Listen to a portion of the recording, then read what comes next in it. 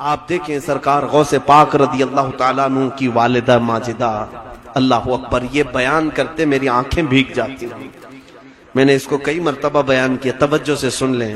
ہم غوث پاک کی کرامتیں بہت بیان کرتے ہیں نا، ان کے نیاز فاتحہ 11ویں اسی میں لگ گئے، لیکن دیکھیں ان کی ماں، غوث پاک اپنی ماں کے اکلوتے بیٹے تھے، ماں بیوہ تھی، ان کے شوہر کا انتقال ہو چکا تھا۔ غوث پاک رضی اللہ تعالیٰ عنہ کے والد گرامی بہت جلدی انتقال کر گئے تھے۔ سیدنا غوث پاک عبد القادر جیلانی رضی اللہ تعالیٰ عنہ کی عمر ابھی بچپن کی ہے، تبھی ماں نے اپنے سے دور کر دیا، کہا بیٹا جاؤ بغداد پڑھنے کے لیے۔ جیلان ایران میں آتا ہے آج بھی۔ جیلان سے غوث پاک پیدل چلتے ہوئے بغداد گئے۔ یہاں ہمارے بچوں کو گھر سے مسجد نہیں بھیج رہے لوگ، اور وہ غوث پاک کی ماں تھی، جیلان سے بغداد بھیج دی، صبح سے شام کے لیے نہیں، کئی سالوں کے لیے بھیج دی۔ اکیلی رہ گئی گھر میں، بیوہ عورت، حضرت ام الخیر، ان کی تربت پر لاکھوں سلام۔ غوث پاک کی ماں کے نام سے میں نے ابھی ایک لڑکیوں کا مدرسہ قائم کیا ہے، جامعہ ام الخیر۔ ان کی ذات سے ہم بہت امپریس ہیں، دعا کریں اللہ اس میں بہت برکت عطا کرے۔ ماں کی تربیت تو دیکھیں آپ اپنے بچے کے لیے، غوث پاک کو بھیج دیا، 7 سال ہو گئے غوث پاک واپس نہیں آئے، ایک دن بھی نہیں۔ یہاں چھٹیوں کے لیے بچے لڑتے بھڑتے رہتے ہیں، کتنے ہیں، 6-7 سال کے بعد ایک تاجر جیلان سے بغداد گیا، اس نے پہچان لیا، عبد القادر تم اتنے بڑے ہو گئے، میں جیلان کا رہنے والا ہوں، لیکن بیٹا عبد القادر تمہاری ماں کا کچھ عطا پتہ ہی نہیں، خبر ہی نہیں وہ کیا کھاتی ہے کیا پیتی ہے، کیونکہ اتنا پردہ کرتی تھی کہ پڑوس والے بھی نہیں دیکھتے تھے غوث پاک کی ماں۔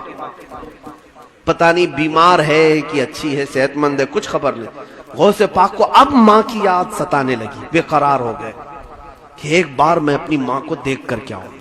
پڑھنے کے زمانے کی بات ہے، غوث پاک رضی اللہ تعالیٰ عنہ کہتے ہیں اسی رات کو میں نے سامان سمیٹا اور نکل پڑا جیلان کے لیے۔ کئی دن کا سفر تھا یہ۔ جب جیلان پہنچے تو رات کا وقت تھا، اندھیرا چھایا ہوا تھا۔ غوث پاک فرماتے ہیں میں نے ٹٹولتے ٹٹولتے اپنے گھر کو جب پہنچا تو میرے دل کی دھڑکنیں بڑھ گئی۔ جو 7 سال کے بعد اپنے وطن میں آیا ہو، اس کو اپنے گاؤں میں پہنچنے کی خوشی کتنی ہوتی ہے۔ وہ اپنے گھر کو آئے، کہا ابھی دروازہ کھٹکھٹاؤں گا، ماں گلے سے لگائے گی، تھوڑی دیر محبت سے ماں کے ساتھ بیٹھوں گا، کتنے حسین لمحات ہوں گے۔ غوث پاک یہ دل میں خیالات لیے آئے اور دروازے کو دستک دیا، اندر سے آواز آئی، کون؟ ماں کی آواز تھی۔ غوث پاک نے کہا ماں تمہارا بیٹا عبد القادر آ گیا ہے، تمہارا بیٹا عبد القادر آ گیا ہے۔ ماں جلدی سے دروازے تک آئی، لیکن یہ کہا کون سا عبد القادر؟ ایک ہی تو عبد القادر تھا نا۔ ماں اندر سے پوچھتی ہے کون سا عبد القادر؟ غوث پاک نے کہا ماں تمہارا بیٹا عبد القادر۔ ماں نے کہا بیٹا یہ بتا تعلیم مکمل کر کے آیا ہے یا آدھی چھوڑ کے آیا؟ دروازہ کھولا نہیں ابھی، اندر سے ہی پوچھ رہی ہے تعلیم پوری ہو گئی یا ادھوری چھوڑ کر کے آئے ہو؟ غوث پاک نے فرمایا ماں ابھی اور 2 سال باقی ہیں۔ کہا پھر کیوں آئے؟ کہا تمہاری یاد بہت ستا رہی تھی، سوچا ایک آدھ دن ملاقات کر کے پھر واپس چلا جاؤں گا۔ اے ماں کل ہی میں بغداد کے لیے نکل جاؤں گا، بس تم سے مل کر کے جانا چاہتا ہوں۔ ماں نے کہا بیٹا عبد القادر الٹے قدم واپس جاؤ، تمہاری اور ہماری ملاقات انشاءاللہ قیامت کے دن ہوگی۔ دروازہ نہیں کھلا۔